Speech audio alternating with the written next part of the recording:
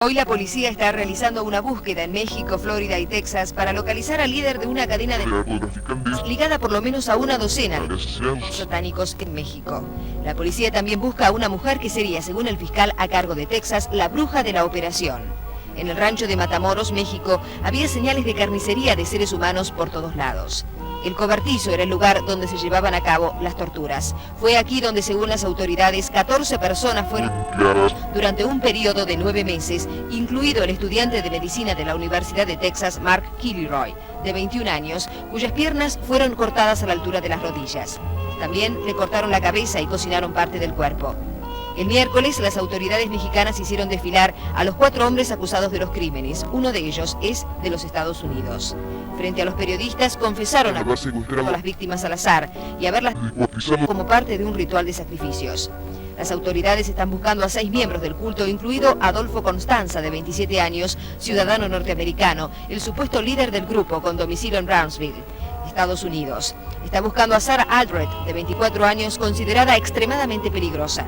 Se cree que podría haber 2 cuerpos más enterrados en el rancho. Las autoridades dicen que no hay pruebas de parte del culto, aunque creen que el cuerpo de Mark Kilroy fue exhumado y su columna vertebral fue utilizada para hacer un collar. Ellos creían que el sacrificio humano y animal les proveía un escudo mágico que los protegía del mal o de cualquier daño.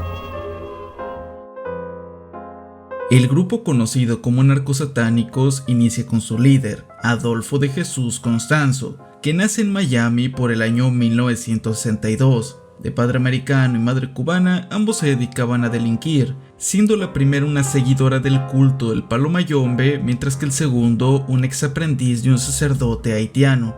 Con esto último seguro pensarías que era una especie de monaguillo, pero en realidad era más una especie de Igor de Frankenstein, teniendo como principal labor el robar cuerpos de tumbas para los rituales de su maestro. Acerca del Palo Mayombe, es una religión africana que es más difícil de explicar, pero que en palabras simples vendría a tratarse de una especie de brujería sin distinciones. Dentro de la misma queda a gusto de cada integrante el elegir utilizar magia blanca o oscura, así como el patrón al que debes adorar como tu dios. Con estas entre comillas joyas de padres, es que Constanzo se creía y se desarrolla desde los 2 años en la santería, siendo entregado un sacerdote a esta corta edad para convertirse en un príncipe. Fue entregado a un haitiano para ser partícipe dentro o ser nombrado como príncipe de la religión de Palo Mayombe. El Palo Mayombe quizás es más agresivo, pero no es misa negra. A los 18 años y tras haber sido expulsado de la preparatoria, Constanzo habría de comenzar a vender sus servicios como brujo en Miami, posteriormente mudándose a México con la idea de volverse modelo, pero donde terminaría desempeñándose como gigoló y distribuidor de sustancias menor. Sin embargo, prontamente se dio cuenta de que su conocimiento en las artes oscuras le proveía de mucho más dinero, comenzando a asesorar gente normal hasta captar más relevancia como brujo, siendo apodado a partir de ese momento como el Padrino. Así, desde esta temprana adultez, fue captando adeptos de la élite que se unían a su secta o recurrían a sus hechizos de protección, siendo común verle al lado de policías y políticos importantes, quienes no dudaron en pagarle cantidades gigantes de dinero y proveerle de favores. Él tenía muchísima gente, muchos ahijados, dentro del medio político, dentro del medio policíaco. Conocía jueces, conocía magistrados, dentro del medio judicial. Naturalmente, y como todo líder sectario, Constanzo tenía su harem. Por un lado, tenía una guatemalteca y una brasileña con la que incluso tuvo una hija, mientras que por el otro contaba con 2 hombres, quienes además de ser sus mayordomos eran sus amantes. Fue para este punto de su vida que elegiría como patrón a Kadin Pembe, el equivalente al diablo dentro de la mitología del Palo Mayombe, y es en este punto que conoce a Sarah Aldrete, una joven universitaria que paseaba en su coche con su hermana y que por conocerla casi provoca un accidente automovilístico. Estuve a punto de chocarlo, le toco el claxon y le digo, muévete. Que se baja y que subo el vidrio, no puse los seguros. Me tocaba el vidrio y yo volteo y le digo, no, lo volteo a ver y me dice, baja el vidrio, vamos a platicar. Y le digo, no, le digo, quita tu carro. Y cuando se agacha, le salen todos los collares de colores.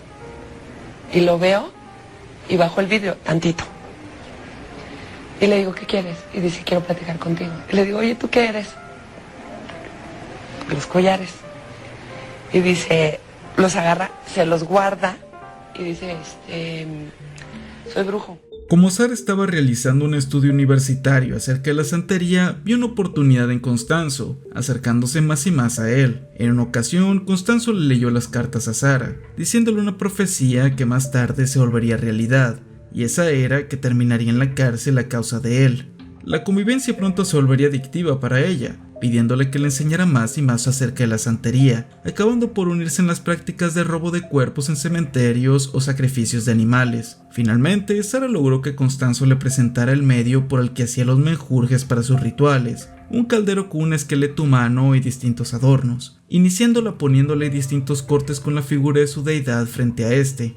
Era una cosa inmensa, con machetes, los palos, todo eso, lo que lleva, o sea, el esqueleto, la calavera, todo lo que es magia, todo lo que es todos los trabajos que se hace, la sangre humana que había en ese caldero era porque al momento de rayarte, parte de tu sangre se entrega ahí. Para este momento, Constanzo ya se había aliado con distribuidores de cannabis para trasladarlos a Estados Unidos, así como ofrecerles protección a los armeros frente a la policía, argumentando que si hacían lo que él decía, serían inmunes a las balas de sus enemigos. Al escuchar lo anterior, seguro pensarás que Constanzo era solo un charlatán incapaz de herir a alguien, pero nada más alejado de la realidad, ya que mientras hacía tratos llegó a exigir un porcentaje de ganancias a otro distribuidor de sustancias, y cuando éste se negó, Constanzo no solo lo cortó en pedazos a él, sino a otros 6 miembros de su familia. Es para este punto que Constanzo habría perdido la cabeza y realizado distintos sacrificios humanos en rituales, asegurándole a sus ahijados que así adquirirían la esencia espiritual de las víctimas, así como la capacidad para volverse invisibles ante los policías. Ahora seguro dirás, bueno, pero esto es metafóricamente. Pero lastimosamente no es así. Constanzo literalmente les daba de beber del caldero una perturbadora sopa compuesta por cerebro, pulmones, hígados y toda clase de fluidos carmesíes del cuerpo de la víctima. El medio por el cual elegían a estas desafortunadas personas era más que nada basada en los enemigos del grupo, pero más tarde a Constanzo se le ocurrió proponer a sus colegas de la distribución usar a los enemigos de su organización como sacrificios. De esta forma no solo los eliminaban, sino que tendrían el plus de adquirir una protección mística para sus familias. Para este punto, los medios de comunicación ya catalogaban a Constanzo, el padrino, como un fanático sectario, mientras que Sara Aldrete se habría de ser conocida como la madrina.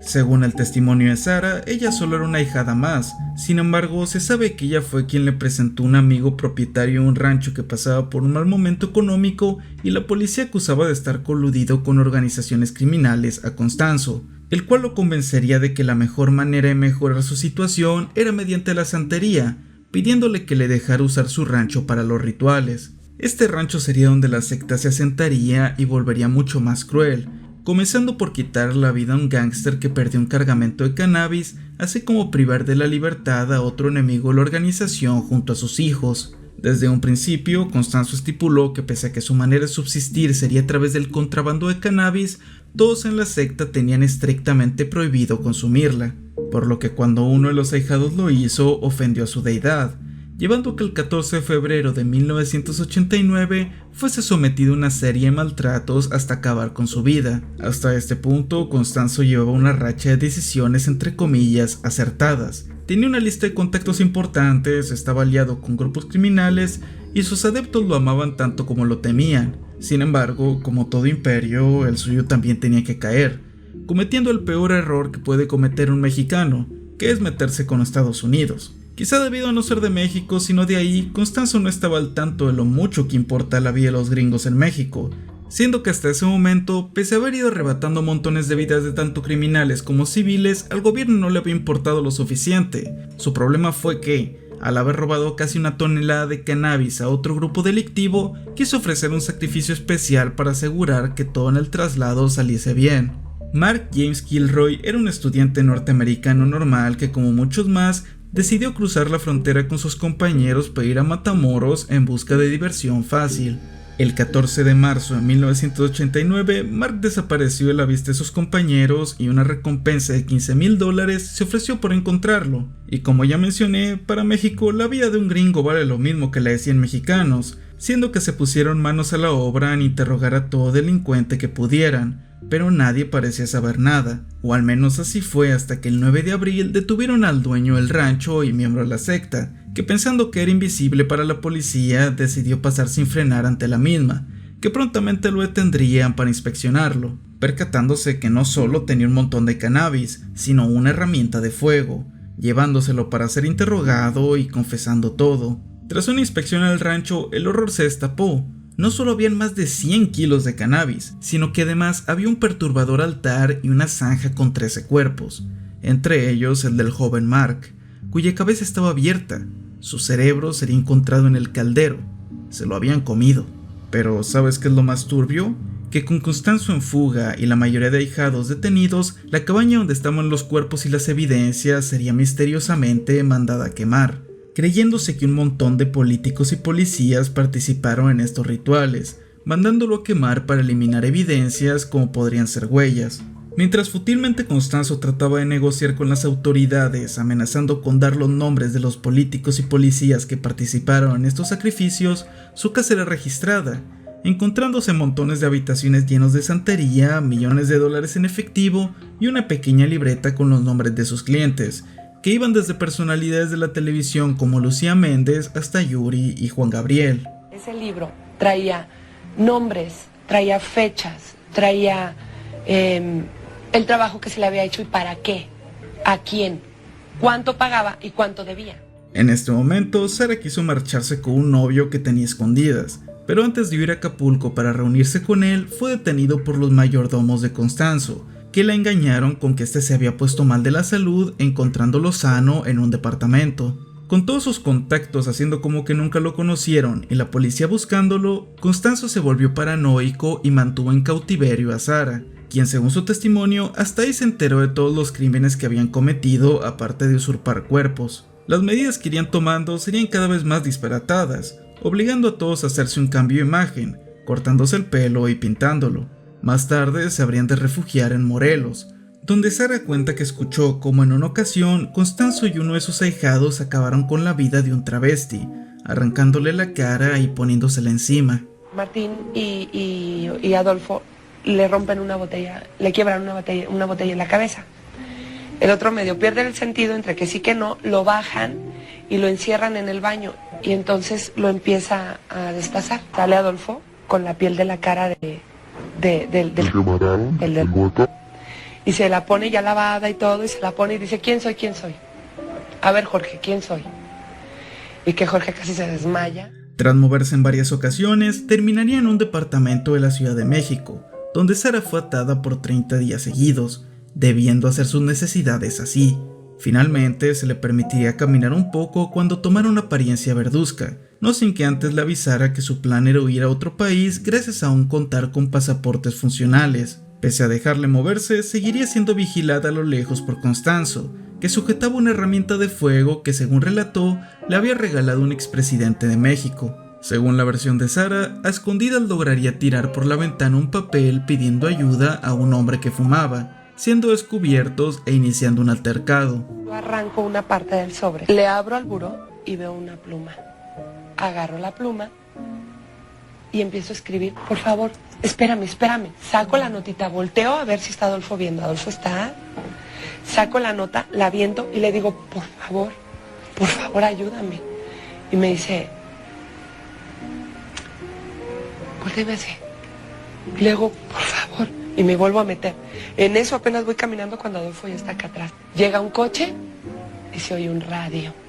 Todas las ventanas abiertas. Sí, pareja.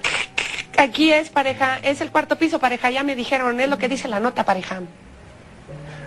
Dice, pues sí, voy a subir a investigar y ahorita pido los refuerzos si es que es necesario, que no sé qué. No, pues entonces grita. Álvaro grita y dice, ¡ya nos cayeron, padrino! Y empiezan a balear, porque al rato eran horribles. O sea, había tiros de acá tiros de allá, o sea, por todos lados disparaban y dentro nada más había una sola arma. La otra versión es que fueron descubiertos por agentes que estaban registrando la zona por la desaparición de un niño y como se sintieron acorralados comenzaron el fuego. La estrategia inicial fue tomar el dinero que tenían guardado y lanzarlo por la ventana, así a quien se acercara para recogerlo podrían darle con facilidad, pero prontamente dejarían de acercarse. Desde un principio, Constanzo y sus ahijados habían hecho un pacto de quitarse la vida en caso de no poder huir, por lo que cuando viesen que no quedaba otra opción harían lo mencionado. Fueron 3 los supervivientes de ese día entre los que se encontró Sara, siendo condenados, y al menos en el caso de ella, declarando haber sido maltratada y obligada a ver cómo Constanzo era abierto durante su autopsia, a la vez que también la obligaron a comer parte del cerebro de uno de sus mayordomos. Todo cocido de aquí y con esta parte abierta. Y el cerebro lo tenían en la masa encefálica, estaba en una ollita como de aluminio. Y me la ponen. Y me dicen, cómetelo. Y le agarré se salió todo y uno se empieza a vomitar y el otro dice, no, sácala de aquí. Su relato es que la policía quería que ella fuera el chivo expiatorio tras que Constanzo perdiese la vida, siendo condenada a 647 años de prisión, donde escribiría un libro contando lo que vivió. En la actualidad continúa en prisión, aunque con una condena reducida a 50 años, persistiendo en su inocencia, así como luchando por una mayor reducción. Sin más que decir, esta ha sido la historia de los narcosatánicos, un turbio relato mexicano.